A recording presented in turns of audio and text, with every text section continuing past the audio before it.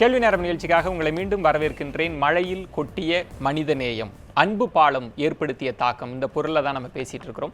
இன்னொரு சிறப்பு விருந்தினர், வணக்கம் தேவா. ஒரு செய்தியாளராக தொடர்ந்து ஒரு 10 நாட்கள் வெள்ளத்தால் பாதித்த செய்திகளையும் நீங்கள் படிக்க வேண்டியிருக்கும். News7 அன்பு பாலம் ஏற்படுத்திய தாக்க செய்திகளையும் நீங்கள் படிக்க வேண்டியிருக்கும். ஒரு யங்ஸ்டராக தான் நான் கேட்குறேன், இந்த தொழில் முறை இதையெல்லாம் தாண்டி இந்த சமூகத்தை எப்படி பார்க்குறீங்க? இந்த உதவிகளை எல்லாம் எப்படி பார்க்குறீங்க? நம்ம இந்த வேலைக்கு வந்ததே ஒரு பிடிச்ச வேலை. இதனால் மக்களுக்கு நிறைய பலன்கள் இருக்கும். இதனால் ஒரு சேவை செய்ய முடியுங்கிற எண்ணம் தான் முதன்மையான ஒரு எண்ணமாக இருந்துச்சு இந்த வேலைக்கு வர்றதில். அதுதான் நடந்துகிட்டு இருக்கிறதா நான் நினைக்கிறேன். காரணம், மீடியாவில் எத்திக்ஸாக ஆரம்பத்திலே சொல்லிக் கொடுக்குற விஷயம் அறிதல், அறிவித்தல், அறிவுறுத்தல். நம்ம அறிகிறோம், அதை எல்லாருக்கும் அறிவிக்கிறோம். அதை தாண்டி கோணங்கள், கேள்வி நேரம் மாதிரியான நிகழ்ச்சிகளில் அறிவுறுத்தவும் செய்கிறோம். இந்த விஷயங்களை அடுத்த ஒரு நிலையாக தான் நாம் இப்போ அன்பு பாலத்தை பார்க்க வேண்டியதாக இருக்கின்றது. ஏன்னா நாம் எந்த விஷயம், இந்த மழை வெள்ளம் அப்படிங்கிற ஒரு பேரழிவு இங்கே நம்ம கண்ணு முன்னாடி தெரிகின்றது. இதையெல்லாம் இப்படியே காட்சிப்படுத்தணுமாங்கிறத தாண்டி இப்படி காட்சிப்படுத்தும் பொழுது மக்களுக்கு, மற்ற மக்களுக்கு, பாதுகாப்பான இடங்களுக்கு இருக்கிற மக்களுக்கு அது புரியுது. இங்கே இருக்கிற பாதிக்கப்பட்டவங்களுக்கு அது உதவணும்னு தோணுது, வர்றாங்க, உதவி செய்கிறாங்க. அதை தாண்டி நிறைய பேர் அந்த மாதிரி நுழையும் பொழுது அதை ஒருங்கிணைக்கிறதுக்கு நிறைய கட்டமைப்புகள் தேவைப்படுது. ஏன்னா ஒரே பகுதிக்கு நிறைய பேர் செல்கிற வாய்ப்பும் இல்லை, வேறு வேறு பகுதிகளுக்கு செல்ல முடியாத ஒரு நிலையும் இருக்குது. அது News7 தமிழ் அன்பு பாலம் தெளிவாக செஞ்சதாக நான் நினைக்கிறேன். அது ஒரு மிகப்பெரிய பலமாக இருந்துச்சு.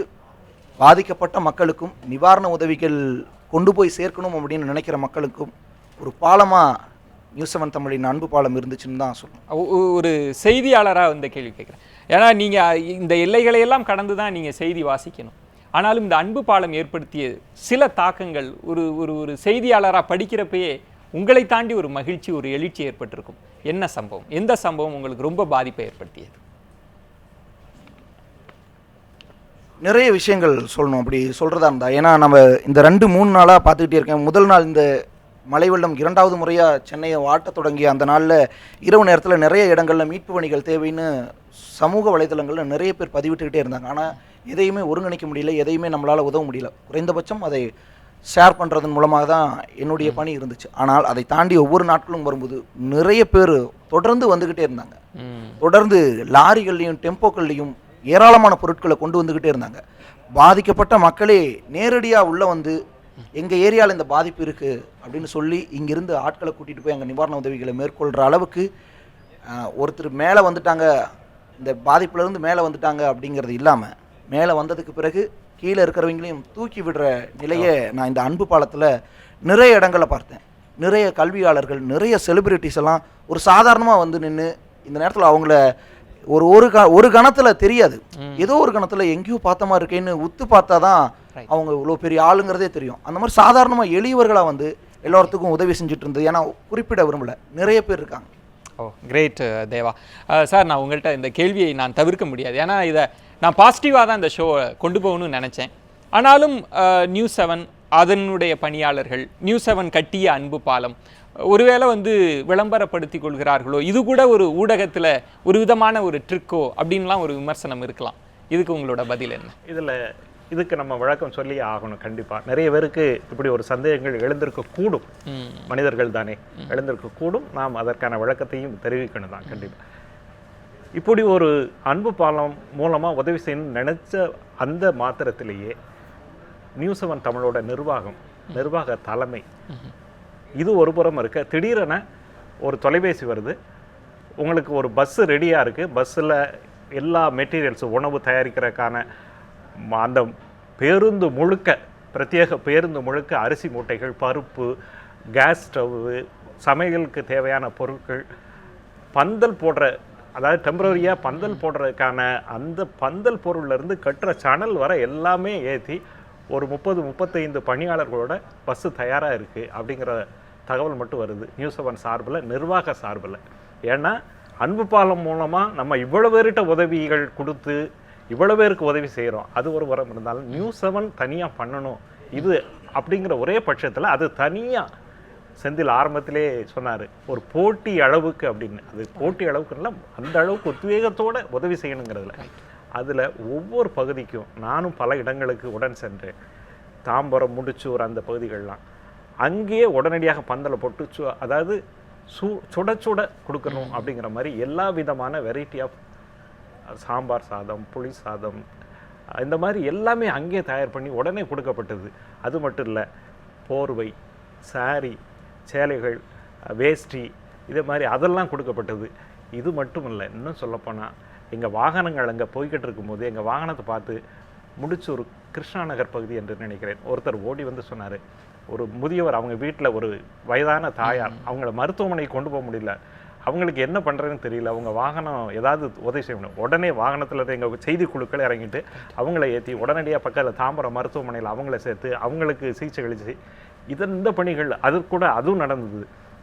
அதனால் இதில் எந்த வகையிலையும் இன்னும் சொல்லப்போனால் ஒரு சிலர் அதில் நாங்கள் கொடுத்த அந்த உணவை வந்து எல்லாருமே கொஞ்சம் வசதி படைச்சவங்க, நிறைய வசதி படைச்சவங்கலாம் இதில் பாதிக்கப்பட்டிருந்தாங்க. அவங்களுக்கு சூடாக உணவு கொடுக்கும்போது வந்து எல்லாரும் வாங்குறது கூட கொஞ்சம் ஒரு மாதிரியான கூச்சப்படக்கு வாய்ப்பு இருக்குங்கிறனால நாங்கள் எல்லாருக்குமே பேக் பண்ணி கொடுத்தோம்.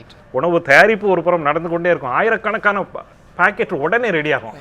அதை போடுறதுக்கு உடனே இங்கே இன்னும் சொல்லப்போனால் சமைப்பதற்கு மினரல் வாட்டர் மட்டும்தான், அதுவும் நாங்கள் நல்ல தண்ணியில் சமைக்கணும்னு நினச்சோம்.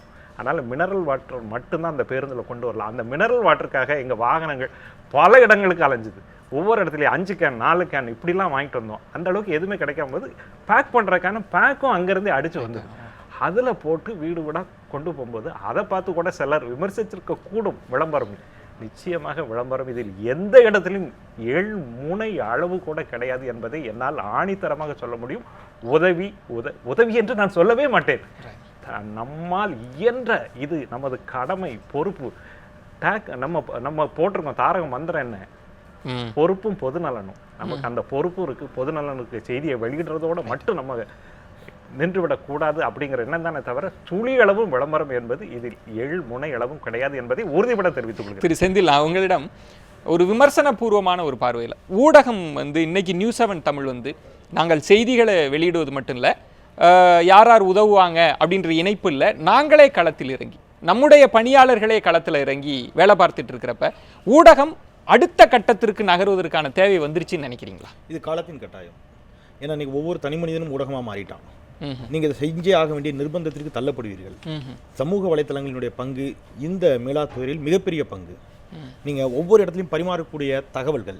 நேற்று கோயம்புத்தூரில் 10,000 நாப்கின்ஸ் இருக்குது, சானிட்டரி நாப்கின்ஸ் சென்னைக்கு அனுப்பணும், யாராவது உதவிங்கன்னு ஒரு தகவல்.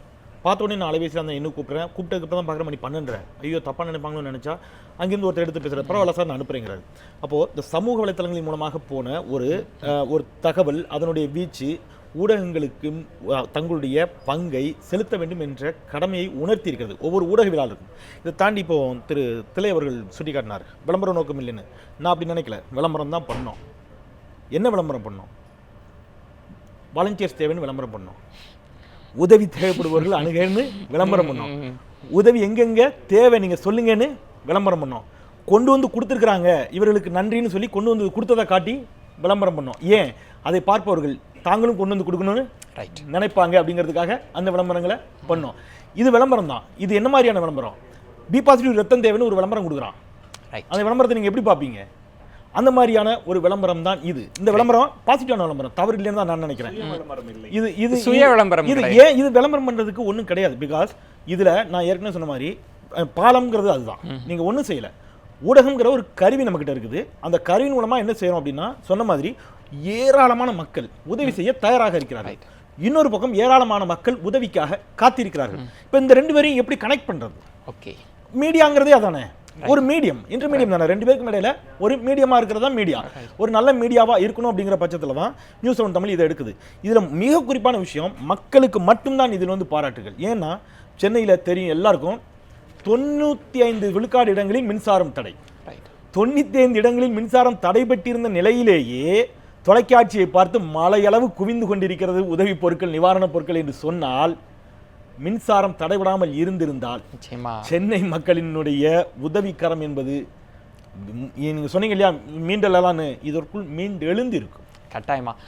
நான் வந்து இந்த நிகழ்ச்சியினுடைய நிறைவு பகுதியில் வந்ததுனால வந்து திரு செந்தில் அவர்களும் குறிப்பிட்டாங்க, சோனியா அவர்களும் குறிப்பிட்டாங்க. அன்பு பாலம் அப்படின்றது நாங்கள் ஒரு குழந்தையாக ஒரு அடி எடுத்து வச்சோம், ஆனால் இன்றைக்கு வேகமாக போயிருக்கிறோம், அவ்வளவு உதவிகள் வந்துட்டு இருக்கு அப்படின்னு. ஒரு செய்தியாளரை எல்லைகளை கடந்து நீங்கள் ஒரு சமூகத்தின் பிரஜையாகவும் இருக்கிறீங்க. அன்பு பாலம் இன்னும் எப்படி கடக்கணும்னு நினைக்கிறீங்க? அதனுடைய எதிர்கால பயணம் எப்படி இருக்கணும்னு நினைக்கிறீங்க? சாரதா, எல்லாரும் சுருக்கமாக உங்களோட பதிவு செய்யலாம். நீங்கள் சொன்ன மாதிரி இந்த line between a journalist and an activist or citizen அப்படின்ற கூட இந்த லைன் வந்து கொஞ்சம் இந்த நேரத்தில் வந்து மறைஞ்சிக்கிட்டு தான் இருக்குது. அது இந்த மாதிரி நேரத்தில் அந்த மாதிரி அந்த லைன் மறையிறது வந்து தப்பு இல்லை அப்படின்னு தான் வந்து தோணுது. ஒரு சில இடத்துல நம்ம நியூஸ்லேருந்து டிஸ்அசோசியேட் பண்ண வேண்டிய அவசியம் இருக்கும், பட் இந்த நேரத்தில் தப்பு இல்லை அப்படின்னு தான் தோணுது.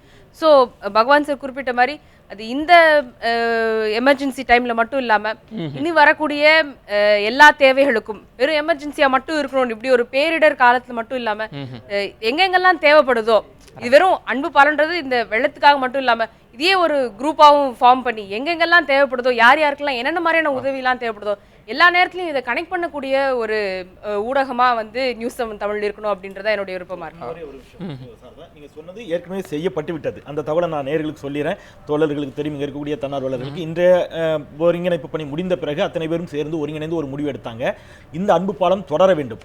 இப்போ ஏதோ இந்த மாதிரியான பேரிடர் காலத்தில் மட்டும் இல்லை, எல்லா காலங்களிலும் இணையணும்னு சொல்லி உடனடியாக அது குறித்து பேசினோம். அது குறித்த முகநூல் பக்கங்கள், அது குறித்த ட்விட்டர், ஃபேஸ்புக் பக்கங்கள் மூலமாக தமிழகத்தின் மற்ற பகுதியில் இருக்கக்கூடியவர்களையும் இதன் மூலமாக இணைக்க வேண்டும். அதற்கான ஒரு பெரிய திட்டம் தயாரிக்கப்பட்டு விட்டது. நிச்சயமா இந்த அன்பு பாலம் எந்த அளவுக்கு வீச்சாக இருக்கும், ஏன்னா ஒரு பாலத்தை கட்டி அமைச்சிருக்கிறோம், இதில் நிறைய விஷயங்கள் இருக்கிறது.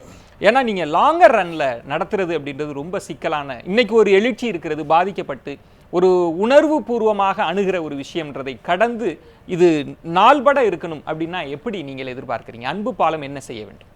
ஜேர்னலிசம் வித் ஹியூமன் டச் அப்படிங்கிறது ஜேர்னலிசம்ல எல்லாருக்குமே சொல்லிக் கொடுக்குற ஒரு விஷயம். இந்த அன்பு பாலம் வந்து எங்க எல்லாருக்கும் அதுக்கான ஒரு சான்ஸை கொடுத்தது. ஏன்னா ஒரு தடவை மிலிட்ரி எல்லாரும் ரிலீஃப் கொடுத்துட்டு இருக்காங்க பப்ளிக்கு, தண்ணியில போய் அதை அந்த போட்ல சேர்ந்து போய் நியூஸ் எடுக்கிற வாய்ப்பு எங்களுக்கு கிடைச்சப்போ நாங்க போயிட்டு எடுத்துட்டு வந்துட்டோம், எங்களுடைய வேலைகள்லாம் முடிச்சிட்டோம். அந்த தெரு முழுக்க அந்த உணவு வந்து கொடுக்கணும், எங்க வேலை முடிஞ்சிருச்சுன்னு உடனே நானும் கேமராவை போட்லேயே வச்சுட்டு நாங்களும் சேர்ந்து ஃபுட்டை கொடுக்கறதுக்கான அந்த ஒரு கான்ஃபிடென்ஸையும் வந்து எங்களுக்கு வந்து இந்த அன்பு பாலம் மூலியமா கிடைச்சது, நாங்க செய்யலாம் அப்படிங்கிறது. இப்போ வந்து அன்பு பாலம் ஏற்கனவே இணைச்சிடுச்சு அப்படின்னு செந்தில் சார் சொன்னதுனால இப்போ பிரச்சனைகள் எங்க இருக்கு அப்படிங்கிறது தேடி போகிறதுக்கான ஒரு முயற்சியும் வந்து இப்போ இந்த அன்பு பாலம் எடுக்கணும் அப்படிங்கிறத நான் வந்து இங்க சொல்ல விரும்புறேன். ஏன்னா பிரச்சனைகளை தேடி போகிறதுக்கான என்ன சொல்றது மேன் பவர் வந்து நம்ம கிட்ட இருக்கு. ஸோ பிரச்சனைகளை தேடி போகும்போது ஆட்டோமேட்டிக்காக அதுக்கு சொல்யூஷன் சொல்லக்கூடிய ஒரு குரூப் ஆஃப் பீப்புளும் கண்டிப்பாக கிடைப்பாங்க. இதன் மூலமா இன்னும் நிறைய தீர்வுகள் வந்து நம்ம கொண்டு வர முடியும், பிரச்சனைகளையும் சால்வ் பண்ண முடியும்.